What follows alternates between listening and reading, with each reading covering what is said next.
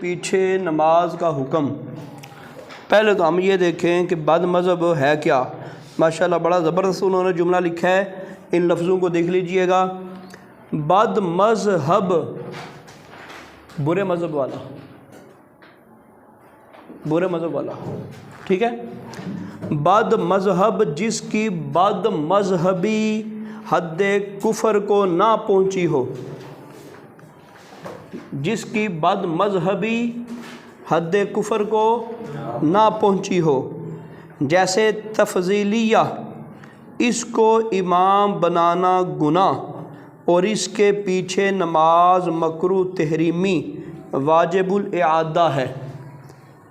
ایسا بد مذہب جس کی بد مذہبی کفر تک نہ پہنچی ہو، اگر تو کافر ہو گیا پھر تو بات ہی ختم ہو گئی۔ اگر تو بد مذہبی کفر تک پہنچ گئی تو پھر تو بات ہی ختم ہو گئی، پھر تو وہ کافر ہے۔ اور مسلمان جان کر اس کے پیچھے نماز پڑھنے والا خود کافر ہو جائے گا۔ مثلا انہوں نے کہا جیسے تفضیلیہ،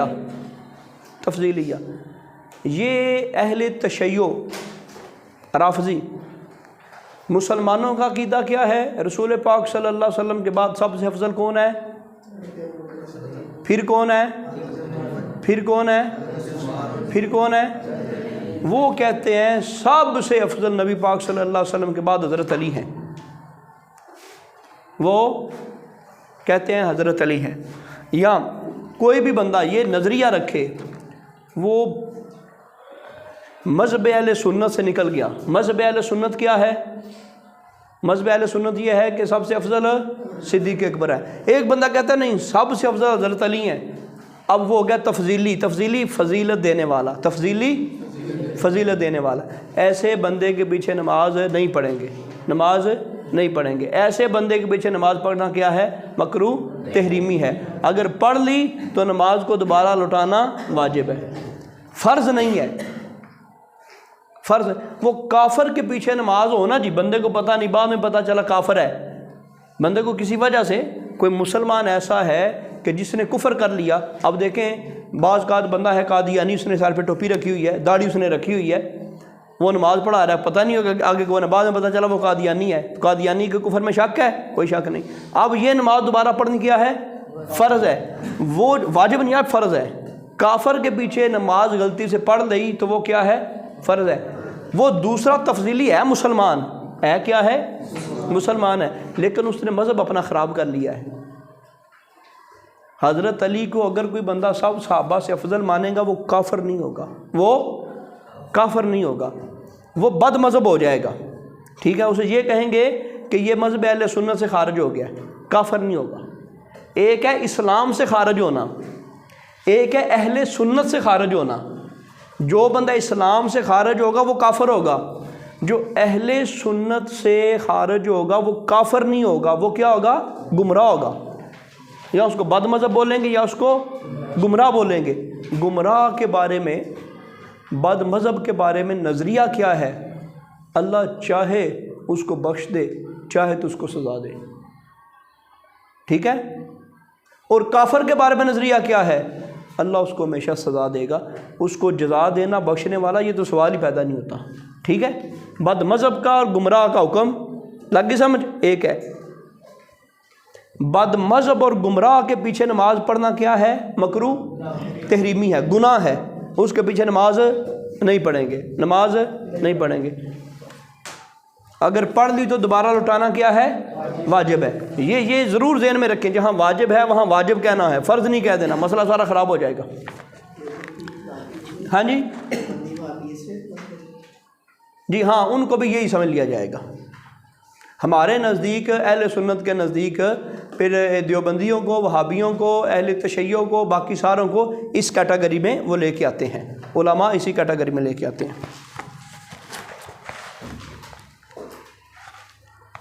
اچھا جی، آگے یہ تو مسئلہ پورا ہو گیا، بد مذہب کے پیچھے والا ایک ہی مسئلہ تھا۔ آگے وہ کہتے ہیں فاسق مولن، مولن ہے اعلان سے، مولن کیا ہے؟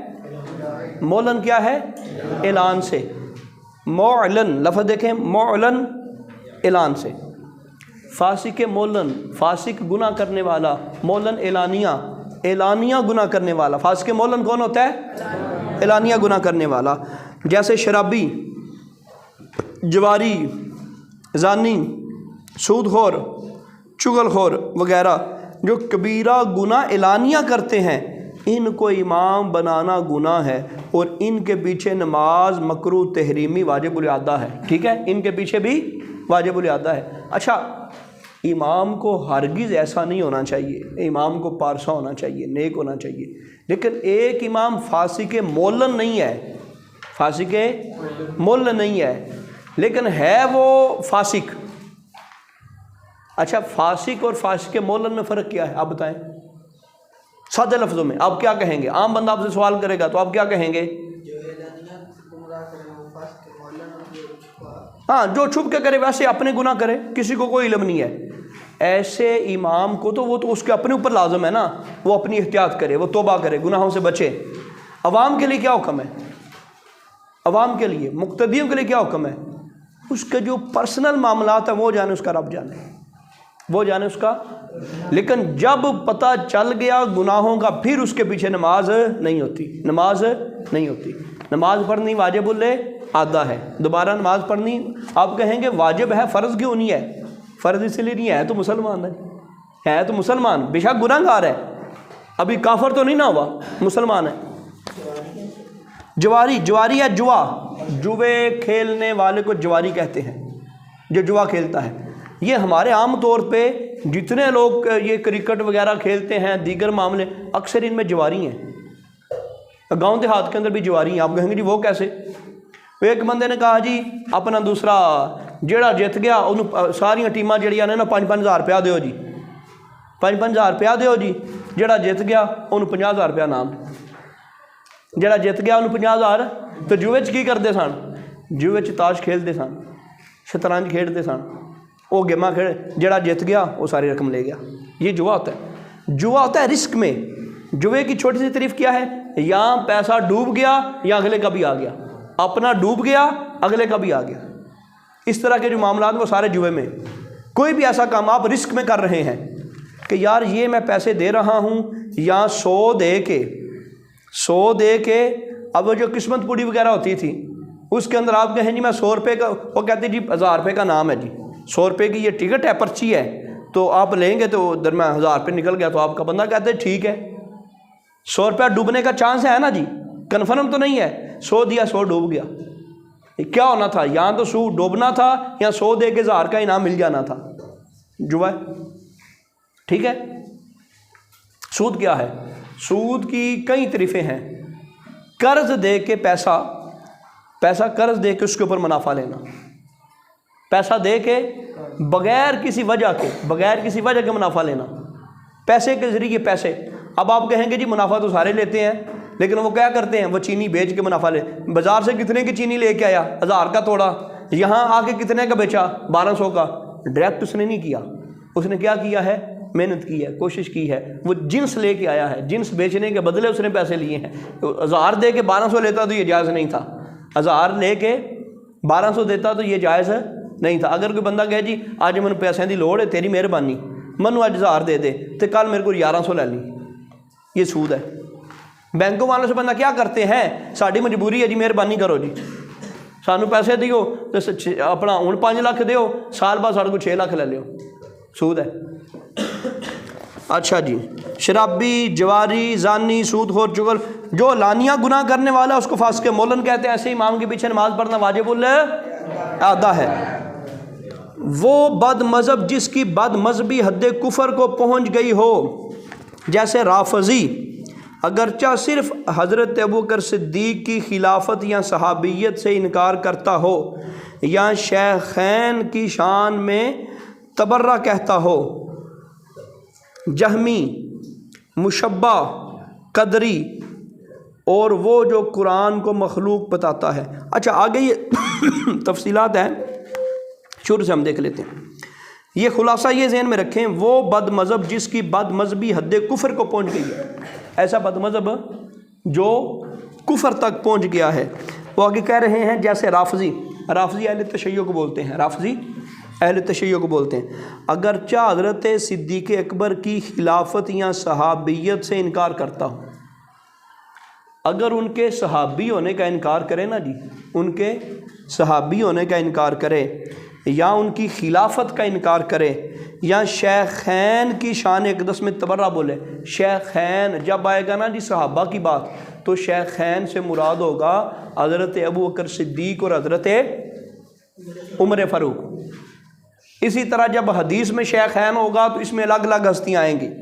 جب فقہ کی ہم بات کریں گے مسائل کی، امام اعظم کی، پھر ان کے آگے شاگرد ہیں، امام یوسف ہیں، امام محمد ہیں، ابو یوسف، تو ان میں شیخین الگ ہیں، حدیث میں شیخین الگ ہیں، ان میں شیخین الگ ہیں۔ شیخین کا مطلب دو شیخ، دو استاد۔ تو یہ جو دو شیخین ہیں، اگر ان کی شان میں وہ تبرہ کریں، تبرہ کہتے ہیں لان تان کرنا، گالیاں دینا۔ جہمی ایک فرقہ ہوتا تھا پہلے، اب وہ تقریباً وہ نہیں ہے، اس کے کچھ قائد ہیں، وہ آگے آپ دیکھیں گے۔ مشبہ یہ بھی ایک فرقہ ہوتا تھا۔ قدری، وہ تقدیر کے بارے میں کچھ معاملات کرتے تھے، تو یہ پہلے دور میں ہوتے تھے، فرقے ہوتے تھے۔ اور وہ جو قرآن کو مخلوق بتاتا ہے، یہ بھی ایک فرقہ ہوتا تھا امام احمد بن حنبل کے دور میں نا، غالباً ہارون الرشید کے دور میں یا اس کے بعد جو بیٹے تھے ان کے دور میں یہ معاملہ بنا تھا۔ تو بعض لوگ قرآن کو مخلوق کہتے ہیں، جس طرح ہم لوگ ہیں، آپ نے پڑھا ہوگا پہلے باب میں، اللہ اور اس کی تمام صفات قدیم ہیں اور باقی ہر چیز حادث ہے۔ قدیم ہمیشہ سے ہے، ہمیشہ رہے گا۔ مخلوق کیا ہوتی ہے؟ وہ حادث ہوتی ہے، ایک دن پیدا ہوئی، ایک دن ختم ہونا ہے۔ تو قرآن جو ہے کلام نفسی، جو کلام ہے، پھر اس کی بھی دو قسمیں بن جائیں گی، بات لمبی ہو جانی ہے۔ جو قرآن نفسی ہے، اصل جو کلام الہی ہے، اصل جو کلام الہی ہے وہ اللہ کا کلام ہے، وہ اللہ کی صفت ہے، تو لہٰذا وہ مخلوق نہ ہوئی۔ اللہ اور اس کی جتنی صفات ہیں وہ مخلوق نہیں ہے، باقی ہر چیز مخلوق ہے۔ تو ایک پورا گروہ تھا جو مخلوق کہتا تھا۔